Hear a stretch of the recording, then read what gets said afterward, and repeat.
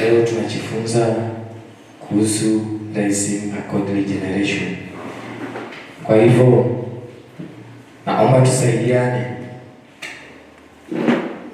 Wangapi wanajua maana ya Raising a Godly Generation? Nani anajua atusaidie? Raising a Godly Generation inamaanisha kukuza jamii ambayo inamjua Mungu na kumtii. Tupigie mama makofi. Anasema Raising Godly Generation ni kukuza familia ama jamii ambayo inamtii Bwana. Bwana Yesu asifiwe. Unajua mtu akikuwa mkubwa kubadilisha njia yake ambayo anaendelea nayo akaweze kurudi katika njia za Bwana ni ngumu sana. Bwana Yesu asifiwe. Kwa hivyo inatupasa sisi tuliokuwa watangulizi tuliomjua Bwana tukaweze kuwafunza hawa watoto, kwa maana mtoto akikuwa mdogo unaweza mfunza neno la Bwana na akaweze kushika na litamsaidia siku zake zote ambazo ataishi. Bwana Yesu asifiwe. Kwa hivyo sisi kama wazazi tuna majukumu ya kuwaleta hawa watoto katika nyumba ya Bwana, katika njia ya Bwana. Bwana Yesu asifiwe. Ili wakaweze kupata neno la Bwana na likaweze kukaa ndani ya maisha yao, ili mbele tukaweze kuwa na vizazi ambavyo vinamjua Bwana. Bwana Yesu asifiwe. Kwa hivyo tutasoma katika kitabu cha Mithali mlango wa 22 mstari wa 6. Biblia inasema, mlee mtoto katika njia ipasavyo, naye hataiacha hata atakapokuwa mzee. Baba, katika jina la Yesu kuja mbele zako na kushukuru kwa maana wewe unastahili. Tazama Mfalme, na kuita ukaweze kusimama pamoja nasi, ukaweze kunipa nguvu, ili Mungu Baba, ninapoleta neno lako Jehova likaweze kupata nafasi katika maisha yetu. Asante kwa maana unasimama nasi, unatuongoza na unatupigania. Katika jina la Yesu naomba na kuamini. Kwa hivyo Biblia imesema kwamba mlee mtoto katika njia ipasavyo, naye hataiacha hata atakapokuwa mzee. Venye tu nimesema kwamba tukiwaleta watoto wadogo katika nyumba ya Bwana, tukiwafunza njia za Bwana, watazishika na hawataziacha hata watakapokuwa wakubwa. Bwana Yesu asifiwe. Lakini mtu mkubwa itakuchukua muda sana, ambaye hajamjua Bwana na unataka akuje katika njia ya Bwana, itakuchukua muda. Bwana Yesu asifiwe. Kwa maana katika Biblia kuna mahali imeandikwa, it only takes a few moments for the Lord to leave you, but it takes a long time for you to create a relationship with God. Bwana Yesu asifiwe. So sisi watoto katika nyumba ya Bwana na tuwafunze njia za Bwana, ili mbele tukaweze kuwa na vizazi ambavyo vinamtambua Bwana, vinamjua Bwana, hata watakapokuwa wakubwa wakaweze kuchukua nafasi mzuri huko mbele. Wanakapokuwa viongozi katika nchi yetu, tutaishi maisha mazuri, hatutaishi maisha ambayo ni ya kuumia sana, ni ya kukuwa na mawazo, ni ya kukuwa na vikwazo. Bwana Yesu asifiwe. Kwa maana ukikuwa na Bwana, Bwana akikuwa katika maisha yako, unakuwa na ufahamu. Wewe unatambua kwamba kitu ambacho unafanya ni kitu mzuri ama ni kitu mbaya. Bwana Yesu asifiwe. Ukikuwa kiongozi ambaye umemjua Bwana, tangu siku zako za utoto. Wewe unajua kwamba hapa nafanya vibaya, hapa nafanya vizuri, na utawaelekeza watu wa Bwana kulingana na mapenzi ya Bwana. Bwana Yesu asifiwe. Kwa hivyo tunaona kwamba definition yangu nilikuwa nimesema the process of teaching children and people the word of God in order to know the ways and to respect God. Bwana Yesu asifiwe.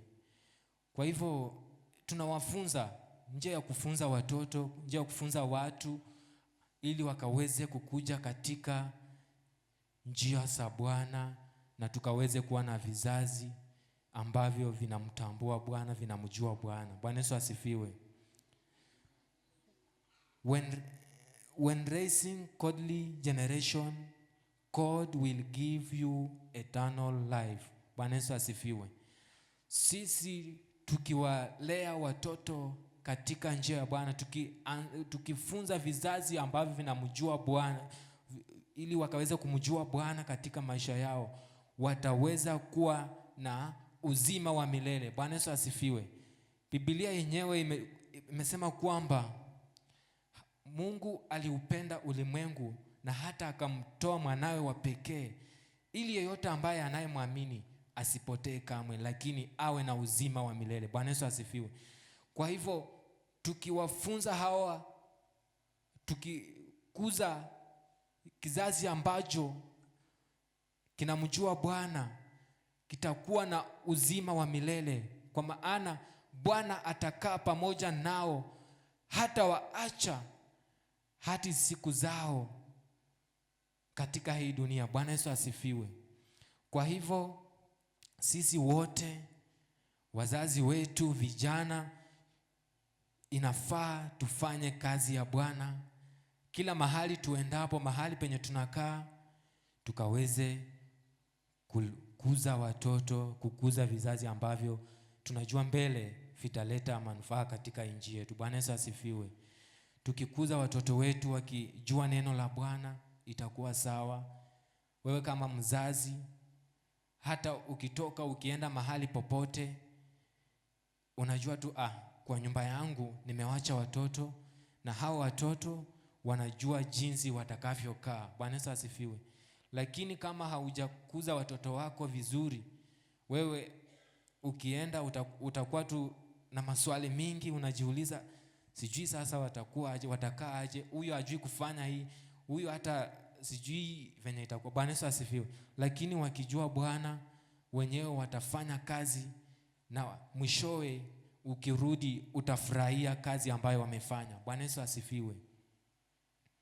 Kwa hivyo when you raise a godly generation, sometimes you pass through some challenges, some situations zinaweza kuwa maybe sio mzuri, lakini inakupasa kama Mungu amekuchagua wewe, inakupasa utimize mapenzi ya Bwana, ukaweze kuwalea watu katika njia za Bwana. Kwa hivyo you consider a loss for the Lord. You consider a loss for the Lord.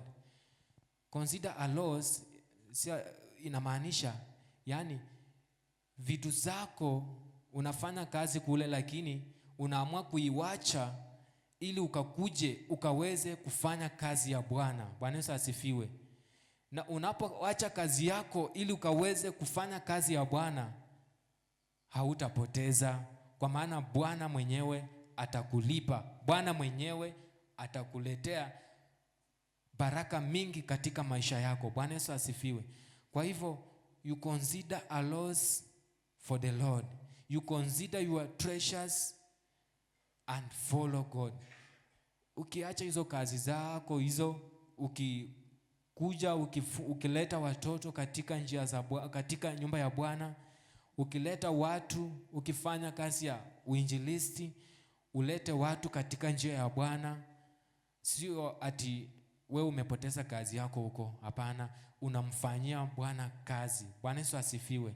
Na mwishowe Mungu atakubariki, Mungu atasimama pamoja na familia yako. Bwana Yesu asifiwe.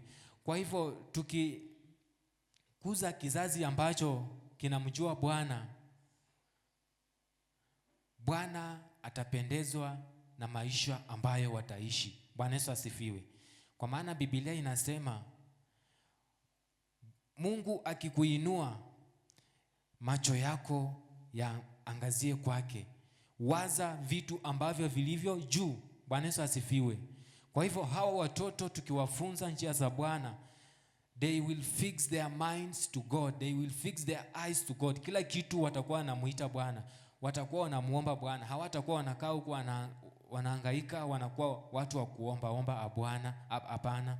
Watakuwa wanamuomba Mungu, na kupitia kwako wewe mzazi, Mungu anakufungulia njia na wewe unawasaidia, na wanakuwa katika njia iliyo bora na wanaishi maisha ambayo yanampendeza Bwana. Bwana Yesu asifiwe. Kwa hivyo hawa watoto ama hiki kisasi kikishamjua Bwana, inapasa tukaweze kuwa karibu nao. Bwana Yesu asifiwe. Tunakaa pamoja nao, tukiwafunza, tukiwakuza, hata wakaweze kuwa wasomi bora, wakaweze kuenda shule, wakaweze kusoma. Kwa maana Biblia inasema walio wa Bwana watakuwa vijwa, hawatakuwa mikia. Bwana Yesu asifiwe. Kwa hivyo neno la wakienda shule watakuwa tu wanaongoza, kwa maana Bwana ameweza kusimama pamoja nao. Bwana atakuwa anawapigania. Kuna wenye watakuwa wanasimama kinyume na masomo yao, lakini Bwana atasimama pamoja nao. Kwa maana tu Biblia yenyewe imesema hawataiwacha kamwe, bali wataenda nayo hadi mwisho. Bwana Yesu asifiwe. Kwa hivyo au wakisoma, Bwana pia atakuwa anawapigania. Na natumai kwamba mshawahi witness mtu ambaye amemtambua Bwana kuanzia utoto wake hadi ukubwa. Hata kama akikuwa shule, karo ikikuwa ngumu, Mungu mwenyewe atafungua tu njia. Bwana Yesu asifiwe. Si hizi vitu huwa zina happen. Unaona tu mtu anasimama anasema mimi sikukuwa na kitu chochote, na nilikuwa tunamtumikia Bwana, nilikuwa namuomba Bwana, na mwishowe nilipata tu usaidizi kutoka mahali fulani na nikafaulu, na sasa Mungu ameniweka katika kiwango kingine. Bwana Yesu asifiwe. Hiyo ni generation ambayo imemjua Bwana.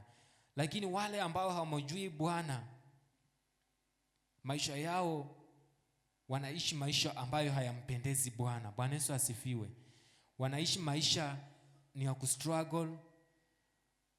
Wako na maadui wanajaa katika maisha yao. Wakiona tu hii familia iko sawa, sasa wanaanza kukupika vita. Bwana Yesu asifiwe.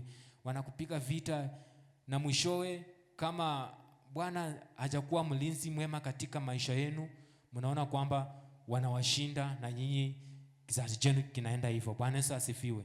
Lakini wenye wamemjua Bwana na Bwana wameweza kukuja katika nyumba ya Bwana, Bwana atawapigania, na hakuna mshale wote ambao utatupwa katika maisha yao na utaweza kuangamiza. Bwana atawafunika kwa mbawa zake, na hata hakuna magonjwa yoyote ambayo itakuja na ikaweze kukuadhiri wewe. Bwana Yesu asifiwe. Ukisoma hiyo ni Psalms chapter 91 verse 4. Bwana atakufunika na mbawa zake, hata hakuna magonjwa yoyote ambayo yatakuadhiri. Bwana Yesu asifiwe. Kwa hivyo hawa watoto, hii generation yetu tukiweka katika msingi wa Bwana, tunaona kwamba Bwana ataachilia ulinzi katika maisha yao, na hakuna jambo mbaya ama mwovu hataweza kufaulu kuangamiza. Bwana Yesu asifiwe. So what to consider while raising a godly foundation? What to consider when raising a godly foundation? Ni yapi ambayo tunaangazia tunapokuza kizazi cha Bwana ambacho kinamtii Bwana? Kitu cha kwanza ni upendo, love. Kwa hivyo inatupasa sisi tukaweze kuwapenda wale ambao tunataka kuwakuza ili wakaweze kumjua Bwana.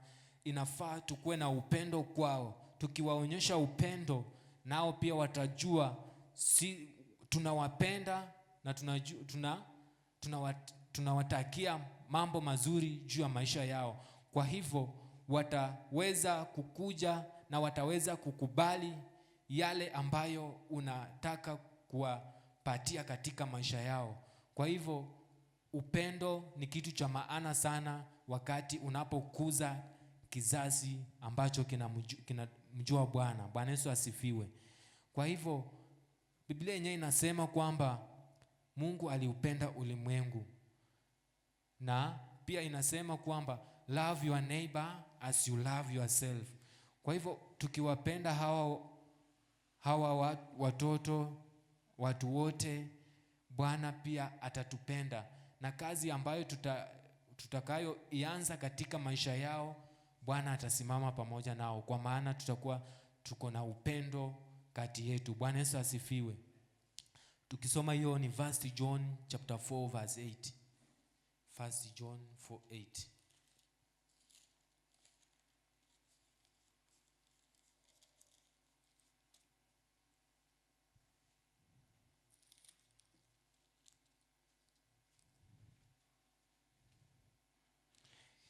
Yeye asiyependa hakumjua Mungu, kwa maana Mungu ni upendo. Kwamba yeye ambaye asiyependa hakumjua Mungu, kwa maana Mungu ni upendo. Kwa hivyo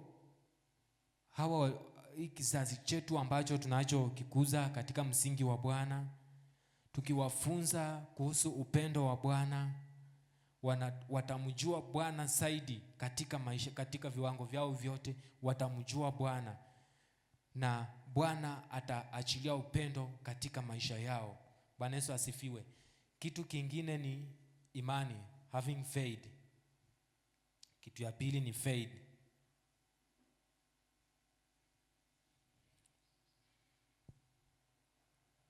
Kwa hivyo you must have a strong faith when raising a godly generation.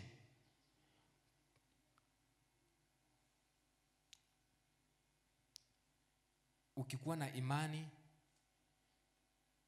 sometimes huwa mnaona hata kama ni kule shule, walimu, naona wengine wanasema tuko na imani, tunajua hawa wanafunzi watapita. Bwana Yesu asifiwe. Na kuna wengine wanasema na imani yangu nashuku sana. Bwana Yesu asifiwe. Lakini inatupasa tukue na imani ili tunapofanya kazi ya Bwana, tunapokuza kizazi ambacho kinamjua Bwana, Mungu pia anajua hawa wana wangu wako na imani, na hata iwapo kuna kitu chochote ambacho kitakuja wazuie mbele, hawatakuwa na imani iliyofifu. Bwana Yesu asifiwe. Tukikuwa na imani, having a strong faith will make you to gonga every bad situation, ama kitu ngumu ambacho kiko mbele yako, ama vita ambavyo viko mbele yako. Ukikuwa na imani utaweza kuishinda. Bwana Yesu asifiwe. Tukiwafunza hao watoto, hiyo ni kama kukua kwa training. Na ukienda training, kuna njia zenye, kuna viwango unapitia ndio ukaweze kumaliza, na ndio ukaweze kuona kama umefuzu ama hujafuzu. Bwana Yesu asifiwe. Na katika hiyo training utapitia changamoto mingi, zingine zinaweza kufanya ukaweze kuachia kwa njia, na zingine utachipa imani ambayo itakufanya ukaweze kumaliza. Bwana Yesu asifiwe.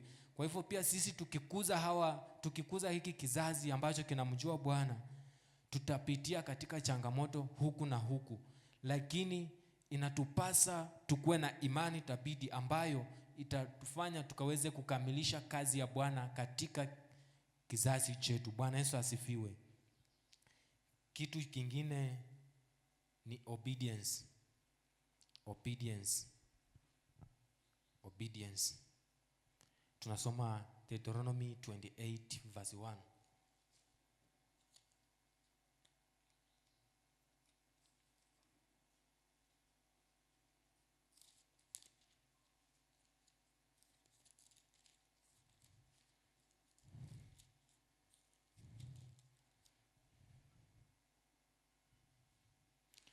Itakuwa utakaposikia sauti ya Bwana Mungu wako kwa bidii kutunza kuyafanya maagizo yake yote nikuagizayo leo, ndipo Bwana Mungu wako atakapokutukuza juu ya mataifa yote ya duniani, na baraka hizi zote zitakujilia na kukupata usikiapo sauti ya Bwana Mungu wako. Utabarikiwa mjini, utabarikiwa na mashambani. Bwana Yesu asifiwe. To be obedient. Bwana Yesu asifiwe. Hawa watoto tukiwafunza jinsi ya kutii neno la Bwana, hiki kisasi tukikifunza kutii neno la Bwana, tunaambiwa kwamba hayo maneno ama hii yote ambayo unawafunza wakiifuata, Bwana ataachilia baraka juu ya maisha yao. Bwana Yesu asifiwe. Kwa hivyo kizazi chetu ambacho tunakuza, watoto wetu, vijana, tukaweze kuwafunza wakaweze kuwa watiifu. Bwana Yesu asifiwe. Wakaweze kutii neno la Bwana, wakaweze kutii viongozi, na mwishowe watapata baraka kutoka kwa Bwana. Kwa maana Bwana mwenyewe amesema atawabariki, atawafanya kuwa zaidi kuliko mataifa yote. Bwana Yesu asifiwe. Kitu ingine, the plan of God was to save man from earthly evil. Bwana Yesu asifiwe. The plan of God was to save man from earthly evil. You must consider that. Ni vipi ambavyo Mungu tumaini lake ilikuwa ni kutuokoa sisi kutokana na mambo ambayo ni ya kidunia. Bwana Yesu asifiwe. Ndiposa akaweze kuleta mafunzo ya kufunza hawa watoto wetu ili wakaweze kuwa na msingi ulio wa Bwana katika maisha yao. Bwana Yesu asifiwe. Kwa hivyo Mungu aliupenda ulimwengu, ndiposa akamleta mwanawe wa pekee ili sisi ambao tunaomwamini tutakuwa na baraka ya uzima wa milele. Bwana Yesu asifiwe. Kwa hivyo Mungu anatutakia sisi mambo makubwa, mambo mazuri katika maisha yetu, na tukiwakuza watoto wetu katika njia mzuri ambayo inampendeza Bwana, Bwana atawatoa katika maisha mabaya na akaweza kuwaleta katika maisha mazuri. Atawatoa katika hali mbaya na atawaleta katika hali inayompendeza. Bwana Yesu asifiwe. Kwa hivyo plans of God to our lives is that God want us to live a better life that pleases him. Bwana Yesu asifiwe.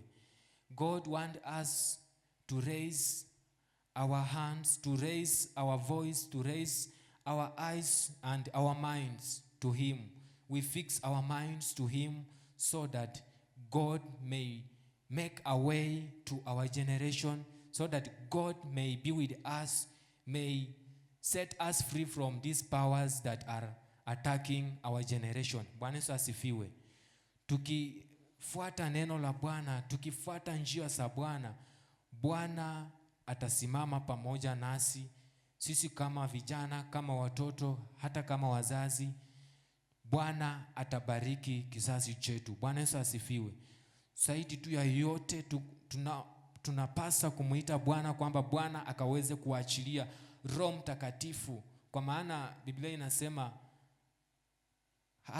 hakutuacha sisi bure, lakini alituajia his advocate who is Jesus Christ. Na sisi ambao tunampenda Yesu, tunamtafuta Yesu katika maisha yetu, tunamuomba Yesu kwamba akaweze kusimama na watoto wetu, Bwana anatulinda, Bwana anatubariki, na Bwana anafungua njia katika maisha yetu. Bwana Yesu asifiwe. Kwa hivyo kuna reasons why we raise a godly generation. Kwa nini tunakuza kizazi ambacho kinamjua Bwana? Reasons why we raise a godly generation.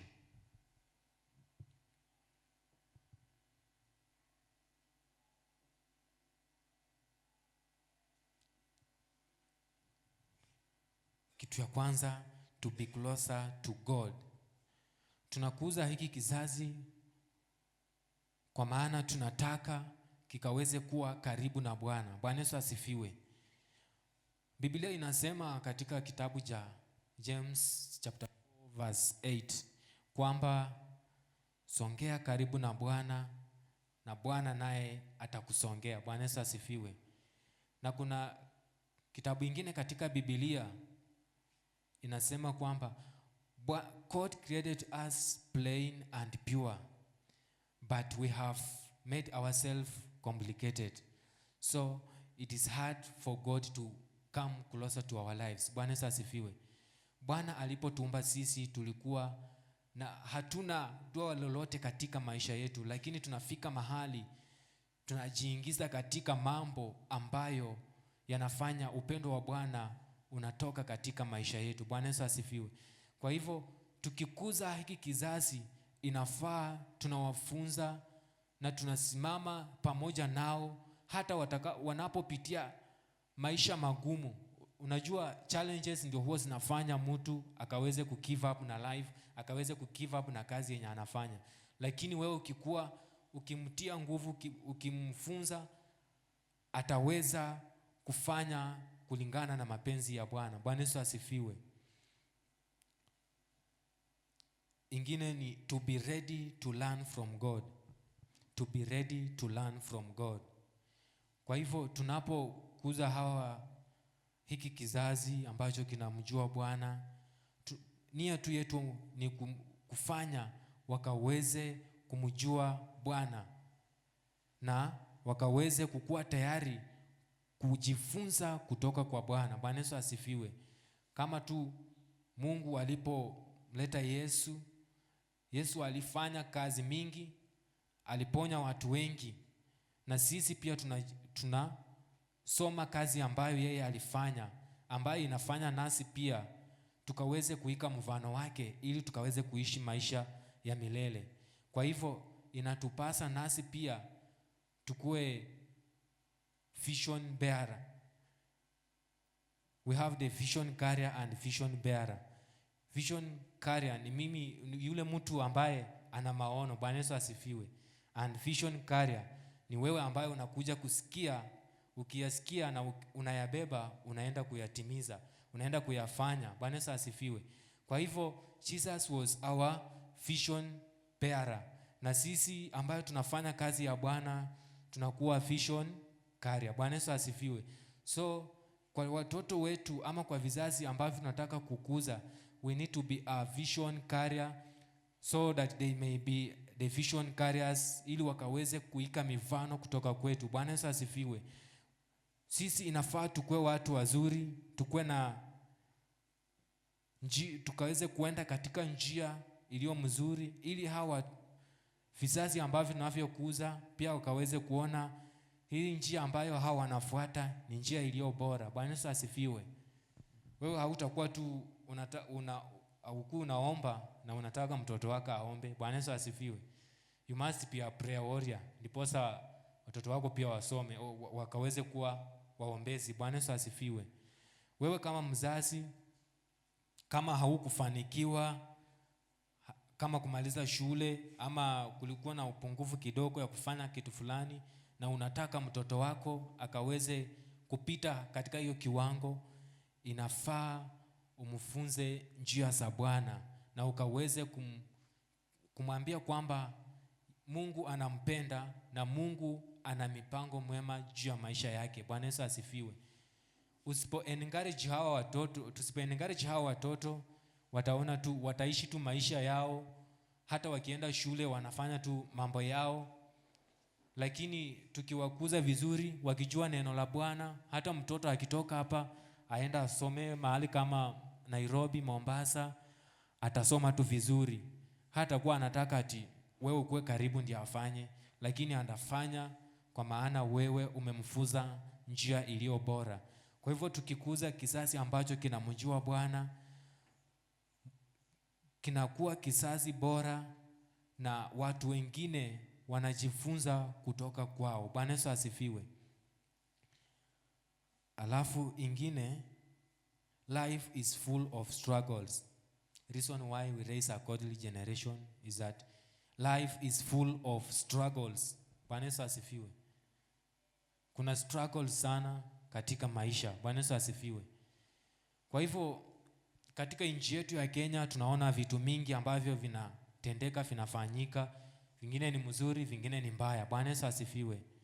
So we have struggles in our lives, in our country. So these struggles, sisi kama wazazi, sisi kama watu wenye tuko na ufahamu, tunaona kuwa hawa watoto wetu ama kizazi ambacho tunachokuza hatutaki kipitie katika hizi struggles. So inatupasa sisi tusimame na tukaweze kukuza kizazi ambacho kinamjua Bwana, ili maisha hata ambayo tunaishi ya kustruggle, hawa watoto hawatapitia. Bwana Yesu asifiwe. Hata mambo mengi ambayo tunapitia hata katika jamii zetu ilitokana tuna wazazi na mengine ni ya kuchitakia. Bwana Yesu asifiwe. So inatufanya tuna struggle sana. So tukikuwa na ufahamu na tukijua kwamba maisha ambayo tunaishi ni ya kustruggle na tumeweza kuleta kizazi kingine, inatufanya tunawaleta katika njia za Bwana, tunawaleta katika neno la Bwana, ili nao pia wakaweze kukua katika njia ya Ukristo. Bwana Yesu asifiwe. Ili hizi mambo mengine inakuwa tu ni laana. Maybe kuna laana generation curses ambazo zinatufuata huku na kule, zinafanya tunaishi a struggle life. So tunapokuza hao watoto, tunapowaleta katika njia za Bwana, katika nyumba ya Bwana, tutakuwa na kizazi ambacho ni bora. Bwana Yesu asifiwe. Hizi nguvu za giza ambazo zinatuangama sisi hazitaweza kuwafikia watoto wetu, kwa maana Bwana atakuwa amewalinda, Bwana atakuwa amewafungulia njia, Bwana atakuwa amewabariki. Bwana Yesu asifiwe. Na wataishi maisha mazuri. Alafu kitu ingine ni we live in the wicked world. Why we raise a godly generation is that we live in the wicked world. Bwana Yesu asifiwe. Kama tufenye nimesema, tunaishi katika dunia ambayo iko na mambo mengi, mazuri na mabaya. Bwana Yesu asifiwe. Kwa hivyo kuna walio wazuri na wenye walio wabaya. Kizazi chetu tukikuza vizuri, kitaweza kuiga maneno yaliyo mazuri. Itaenenda kulingana na mapenzi ya Bwana na wataishi kulingana na vile ambavyo Mungu ametaka wakaweze kuishi. Bwana Yesu asifiwe. Kwa maana dunia tunayoishi iko na msukosuko. Bwana Yesu asifiwe. Watoto wetu tukiwaleta katika njia za Bwana, katika nyumba ya Bwana, wanakuwa vizuri, wanaishi maisha ambayo si ya kustruggle, na Mungu anawabariki.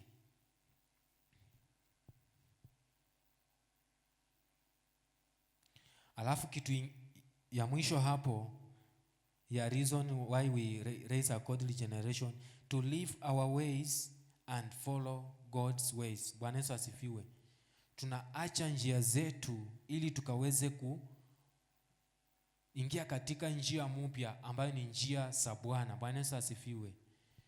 tukiona katika Biblia, ukisoma kitabu cha Genesis, kujifunza hapo kuhusu Abraham, ukiona familia yake hawakuwa wanamjua Bwana, lakini venye Mungu alipomuita na akakuwa na imani na akamtii sauti ya Bwana, na Bwana akamtoa katika eneo walikokuwa wanaishi na vitu ambavyo walikuwa wanaabudu, wakawacha na wakaenda katika nchi ambayo Mungu alikuwa amewatengea, na akaishi maisha mazuri, akabarikiwa.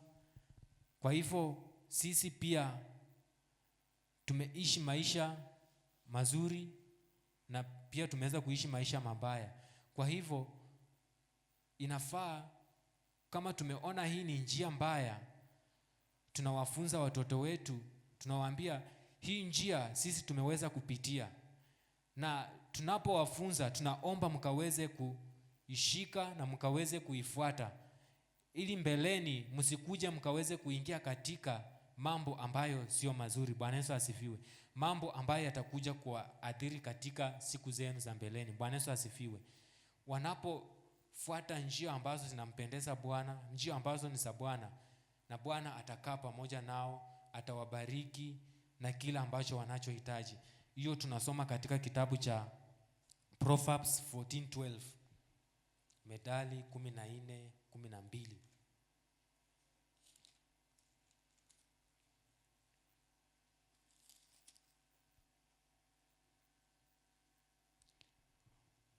Hapo unaona kwamba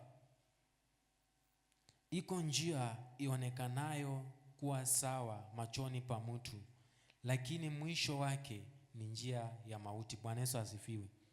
Venye tu nimesema, we leave our ways and follow God's ways. Hizi njia ambazo wengine wanaona hii njia ni mzuri, vijana wengi most ndio wanakumbana haya maneno, wanaona au ndio wanajua maneno yote, wanajua vitu zote, na wanaacha kumtumikia Bwana na wanafuata njia zao. Mwishowe tunaona kwamba wanaangamia. Bwana Yesu asifiwe. Mwishowe wanaangamia, kwa maana hizo njia ambazo hazimpendezi Bwana, Bwana ataikatiza. Bwana Yesu asifiwe. Bwana hataifanya kuendelea. So ikifika mwisho pia wewe maisha yako itafika mwisho. Lakini wewe ukifuata njia ya Bwana, wewe ukifanya kazi ya Bwana, Bwana atakubariki. Wewe kama mzazi, hata tukitazama kule nyumbani kwetu, ukiona kama baba alikuwa ni mtumishi wa Mungu na akaweza kukuza tu familia yake vizuri, watoto wake pia kuna wenye watainuka na watakuwa sawa, kuna wenye watamtumikia Bwana. Bwana Yesu asifiwe. Lakini wewe ukikuwa mzazi na ufuati njia ya Bwana, na wewe unataka watoto wako wakaweze kuishi maisha ambayo yanampendeza Bwana, ama kukua katika generation ambayo inampendeza Bwana, inakuwa ngumu. Kwa maana wewe ndiye mzazi, ndiye anayeachilia baraka juu ya watoto. Bwana Yesu asifiwe. Wewe ukikuwa mzazi ambaye hauna msimamo mwema ama msimamo bora, watoto wako pia wataweza kuangamia. Bwana Yesu asifiwe. Wewe kama mzazi, tilia maanani watoto wako, uwakuze, walete katika njia ya Bwana, na Bwana ataweza kuwabariki, na mwishowe katika nchi yetu tutakuwa na vizazi ambavyo vinamjua Bwana. Bwana Yesu asifiwe. Tunaingia katika umuhimu wa kukuza kizazi ambacho kinamjua Bwana. Importance of raising a godly generation. Importance of raising a godly generation. Importance of raising a godly generation. Number 1, we gain blessings from God. When we raise a godly generation, we gain blessings from God. Bwana Yesu asifiwe. Kitu cha maana tu yenye sisi tunataka kuwaleta watoto katika njia ya Bwana, sisi tunataka Mungu awabariki. Sisi tunataka Mungu akaweze kuwabariki. Hata nasi pia wazazi tunataka Mungu akaweze kutubariki. Bwana Yesu asifiwe.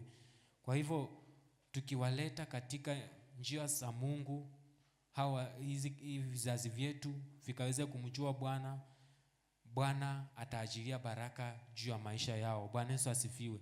Jinsi tu venye nimesema story kuhusu Abraham, aliweza tu kufuata venye Mungu alikuwa amemwambia, alikuwa anaongea naye katika maono, na Mungu mwishowe aliweza kumbariki na akabariki na hata vizazi vyake vyote. Bwana Yesu asifiwe. Kwa hivyo kama sisi wazazi, baba, mama, tukaweze tu kuwalea watoto katika njia ya Bwana, ili mwishowe pia sisi tutajivunia kwamba tumeweza kulea watoto walio wazuri, tumeweza kukuza vizazi ambavyo ni vizuri, vizazi ambavyo vinaleta manufaa katika nchi yetu, hata katika familia zetu. Wewe ukisaidia mtoto wa mtu akaweze kujua Bwana, na yeye akitoka hapa akienda mahali kwingine, yeye pia atasaidia mwingine. Hiyo ni baraka ambayo Mungu analeta katika maisha yako. Bwana Yesu asifiwe. Usione tu ati usaidie mtoto wako peke yake, saidia na hata watoto wa wenzako, watoto ambao unakumbana nao katika hata kazi, shuleni, hata katika njiani. Mwafunze neno la Bwana, fanya uinjilisti ili watoto wakaweze kumjua Bwana, na wakimjua Bwana, nchi yetu tutaishi tukiwa kwa amani. Lakini watoto ambao hawatamjua Bwana, tutakuwa na maovu mengi katika nchi yetu, kama jinsi mnavyoona venye nchi inaenda. Bwana Yesu asifiwe. Lakini sisi kama wazazi tukiona mambo haya, inafaa tuwarekebishe watoto wetu na tukaweze kuwarejesha katika njia ya Bwana, ili tukaweze kuishi maisha ya mazuri. Bwana Yesu asifiwe. Kitu ya pili ni we live a good life that pleases God. Hiyo nimezungumzia sana. Importance of raising godly generation is that we live a good life that pleases God. Hiyo tukisoma Colossians chapter 1 verse 9 to 10. Wakolosai 1:9-10.